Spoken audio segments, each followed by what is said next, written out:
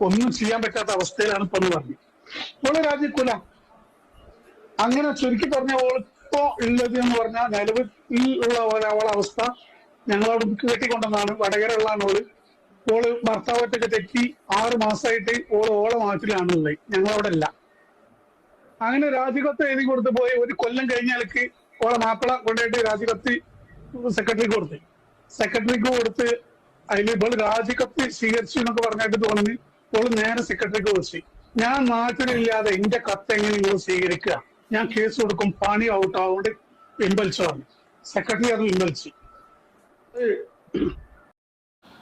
കണ്ടില്ലേ, ഇപ്പോൾ ഓരോ ദിവസവും ചെല്ലുന്നവരും അനുസരിച്ചുണ്ട് ഈ ഷംജിതയെ പറ്റിയുള്ള ഓരോരോ കാര്യങ്ങൾ ഇങ്ങനെ വെളിയിൽ വന്നുകൊണ്ടേ ഇരിക്കുകയാണ്.